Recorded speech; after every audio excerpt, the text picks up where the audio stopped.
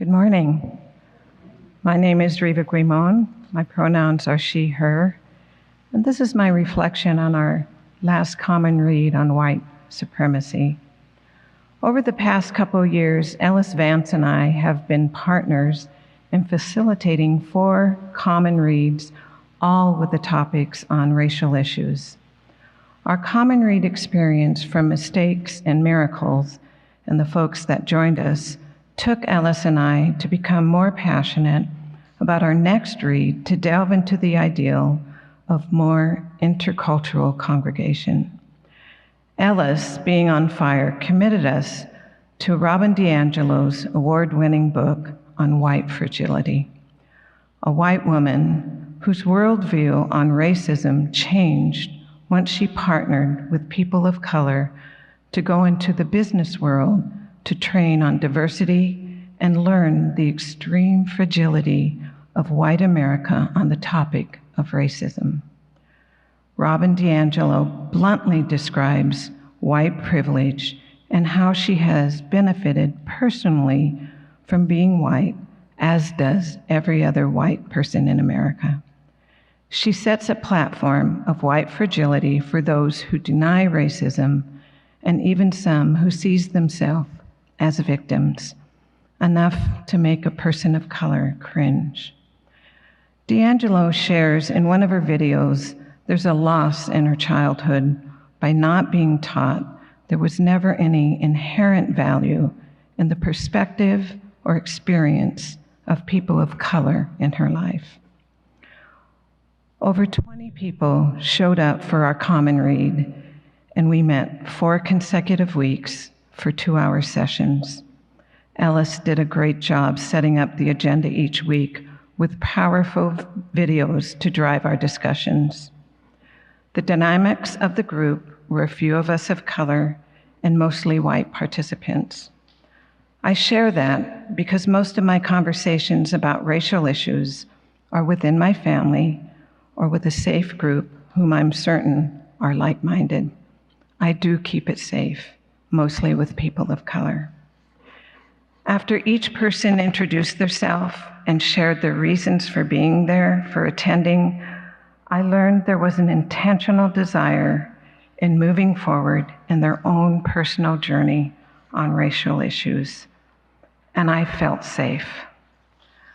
My reflection and my experience over the 4 weeks, we were all genuinely doing internal work and sharing lived experience as we took in the information. There were experiences that I didn't relate to, and it gave me a better understanding of another frame of reference, especially when we discussed the neighborhoods that we lived in. That impacted me, potentially influencing my future conversations about racial issues with my family and with others. I came away with some changes in my thinking. Potentially, change is hard. I felt a connectedness. I came away wanting more. I felt that sense of being deprived of information about others that I didn't know because there were things I had not heard before. And it was reciprocal. I felt heard.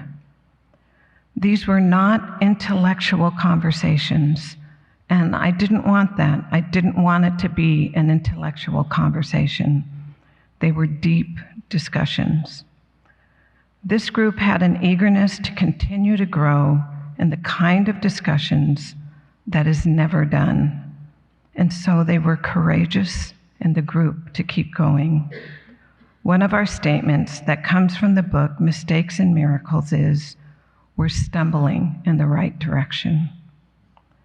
There was a feeling in our last session of not wanting this to end. We actually made plans to meet again, and we have. Last week, a small group of us have met again, tackling the book, Layla Sayad, Me and White Supremacy. And that involves journaling. That is a lot of work, and we're doing it. Because if we don't, the progress will stop. When we come together at the table as we did, we have not deprived ourselves of each other. And I want to close with a short paragraph from Mistakes and Miracles that I think is fitting. When congregations do the intentional work of building anti-racist, beloved community, they create a space where no one is left unchanged because everyone learns from one another and grows together. Thank you. We just sang these words. When we tell our story from deep inside and we listen with a loving mind, when we hear our voices in each other's words, then our heart is in a holy place. The story that I was told when I was a kid growing up in Pittsburgh, Pennsylvania, was a story steeped in the pride of immigrants who pulled themselves up by their bootstraps to seize the American dream. This country is a melting pot, my grandpa Frank would tell me. Our neighbors are hard-working Polish people, not afraid to get their hands dirty in the smoke-filled steel mills that line the rivers outside of downtown Pittsburgh. Grandpa Frank would say to me, our people entered this country as immigrants, but soon they were just Americans, the same as everybody else. Grandpa Frank would then pause and declare in that strong voice of his, this country is a grand melting pot where our ethnic differences melt away into the greatness of the American dream. This is the story I heard growing up. And, dear ones, this is the false myth I was taught while growing up. I was mentioning this story about my grandpa this past Thursday to Jabari, a mixed-race colleague of mine who identifies as a proud Black Puerto Rican. Jabari shook his head and said, too many white folks love that image of an American melting pot. I know you know this, but your grandfather forgot to tell you that it was a European immigrant melting pot. Us folks of color, we weren't even allowed to get near that melting pot. Hell, my grandfather couldn't even get into the same bathroom or bus seat that white folks could. My grandfather was never going to be allowed to jump hand in hand with your grandfather into America's melting pot. When we tell our story from deep inside and we listen with a loving mind and we hear our voices in each other's words, then our heart is in a holy place. As I wrote in a sermon several years ago, I grew up in a white suburban community in Pittsburgh, Pennsylvania. As Dr. Robin DiAngelo, the noted author on race, points out, I grew up and am still living in a country that gives constant messages that white people are more valuable, are better, and are more important than people of color. Look at white people's centrality in history books, textbooks. Look at white people's centrality in media and advertising and film. Look at the erasure of race that is happening in Florida, Texas, and other places across this country. Notice that an individual person of color can sit at the tables of power. Kamala Harris, Ketanji Brown Jackson, Sonia Sotomayor. But the overwhelming majority of decision makers will be white. While we all may explicitly reject the notion that one race is inherently better than the other, we cannot avoid internalizing the message of white superiority as it is ever present in mainstream culture. Dr. D'Angelo goes on to say, the implicit message is that there is no inherent value in the presence or perspectives of people of color. This is an example of the relentless messages of white superiority that circulate all around us, shaping all of our identities and worldviews. I grew up white in a country that has bestowed on me, slide 92, whiteness. So white is the color of my skin. Whiteness is the socialized superiority. As a web article entitled Key Features of Whiteness states, whiteness is a set of privileges granted to white-skinned people and groups. It is, dear ones, a reality based on beliefs, behaviors, habits, and attitudes that result in an unequal distribution of power and privilege based on our skin color. And this is important. Whiteness is often invisible to white people, but not to those oppressed or disadvantaged by it. It shapes how white people view themselves and others, and places white people in a place of structural advantage where white cultural norms and practices go unnamed and unquestioned. Cultural racism is founded in the belief that whiteness is considered universal and allows one to think and speak as if whiteness described and defined the world. Now, we are, and just look around, you'll notice, we are a majority white congregation, and we are in a majority white part of Fresno. And as a congregation, we truly want to live more fully into our vision of being an anti-racist, multicultural congregation that reflects more of the vibrant diversity that is Fresno. But as we continue to wrestle with how to do that, as Riva said, as we stumble trying to do this, we need to ask ourselves an important question. To what extent are we a place where white cultural norms and practices go unnamed and unquestioned? The church member who identifies as a person of color recently shared with me something deeply personal. And this person gave me permission to share it today. They told me, I love so much about UU Fresno. I love its caring and rebellious spirit. I love our progressive values.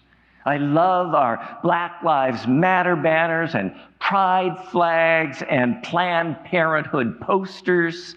I love how we are trying to decenter whiteness by having speakers and guest musicians of color, and by not only quoting white sources of wisdom and insight, not only quoting dead white guys.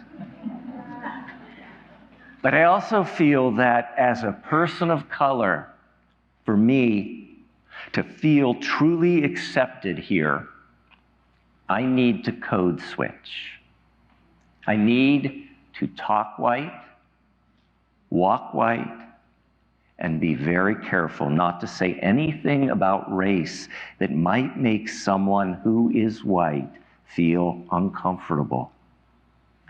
I can't be fully, authentically, culturally, and ethnically me.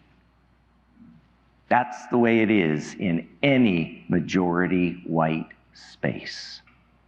But I want to be part of the work here that lets UU Fresno offer something different.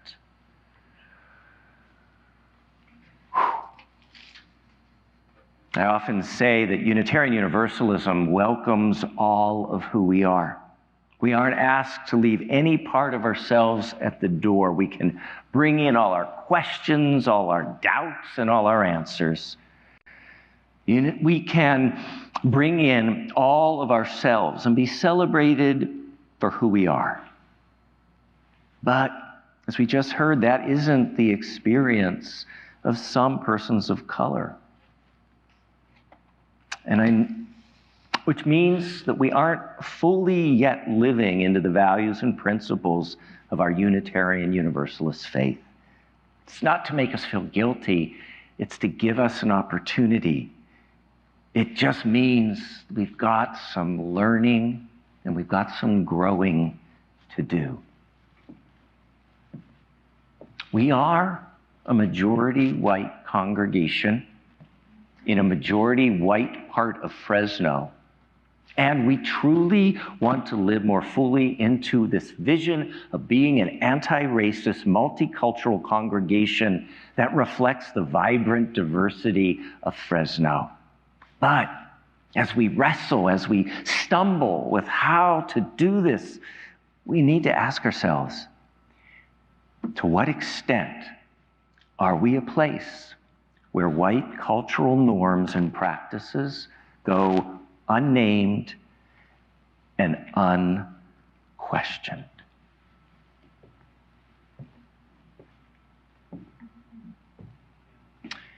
The purpose, as slide 94 appears, the purpose of Unitarian Universalism is to actively engage its members in the transformation of the world through liberating love. I love this statement, and I'm going to ask you to say it with me, please.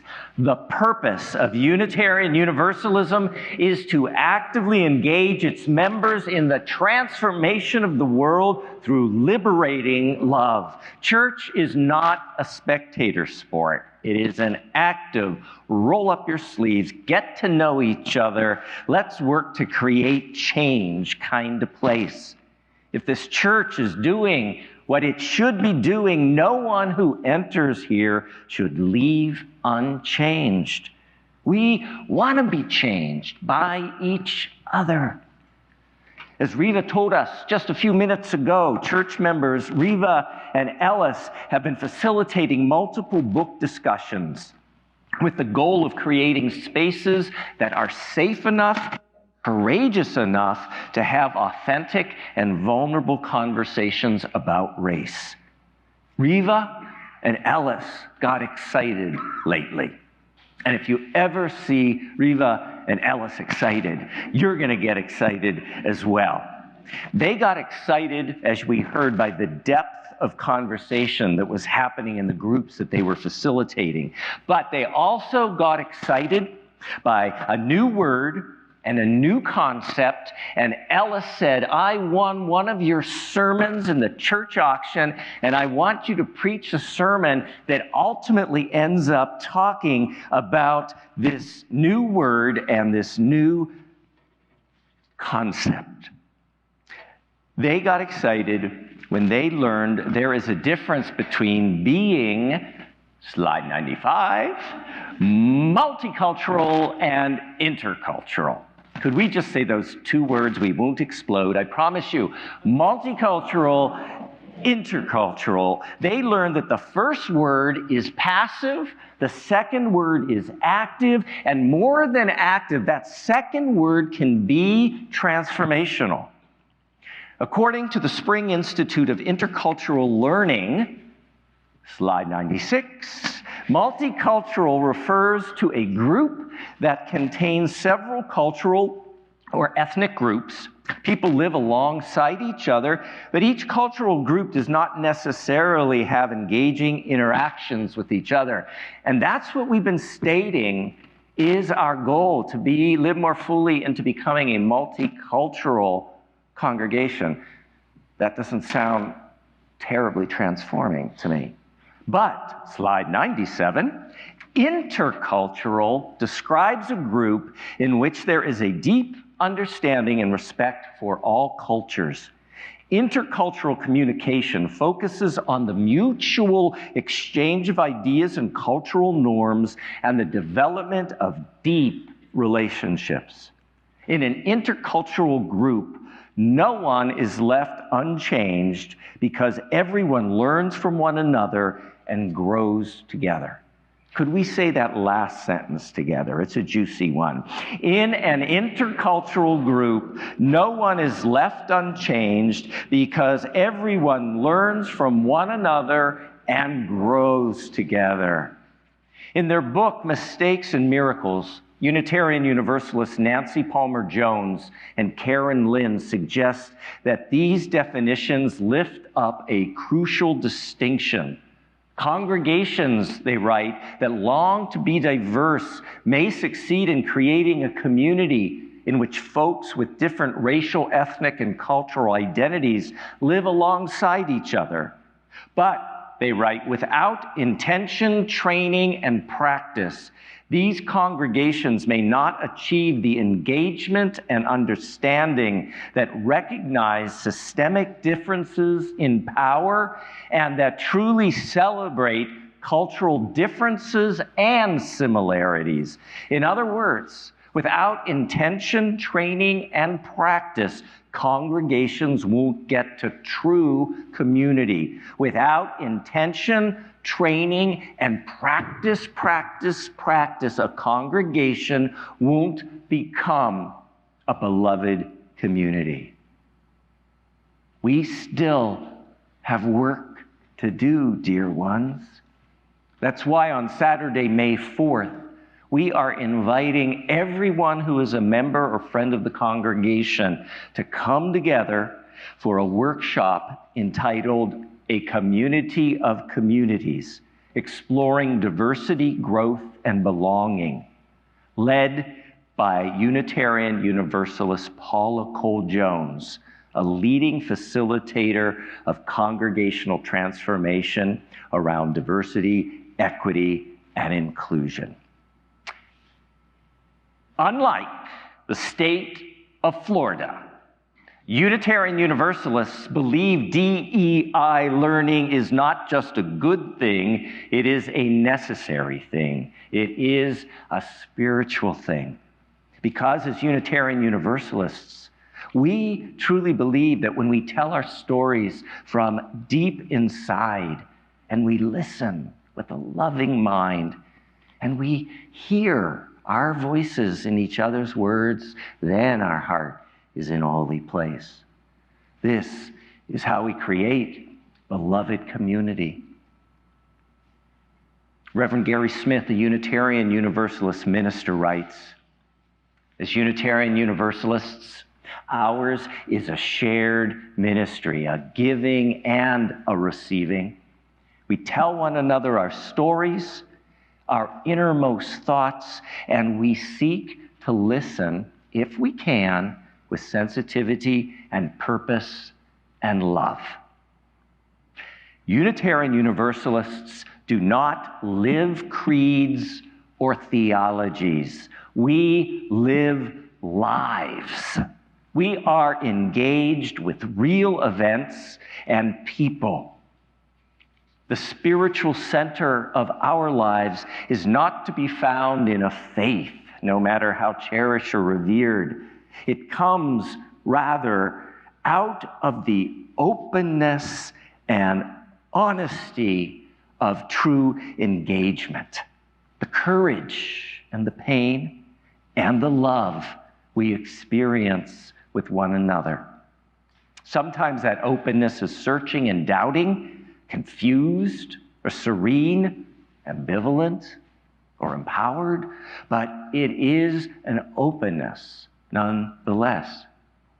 And out of it comes a vision of a world made new by the reality of our lives lived in the service of love and justice, of gentle goodness and forgiveness. We seek to live in the struggle of each and every one of us as we seek to come to an understanding of who we are, where we are, how we are. We seek to raise up a vision of where we must go as a people. And we join our hands and our hearts to get there.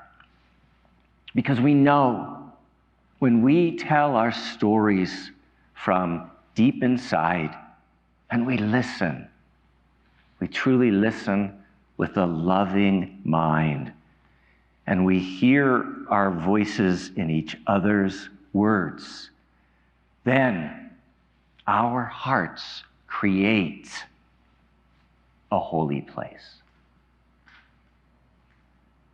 May it be so. Blessed be. Amen.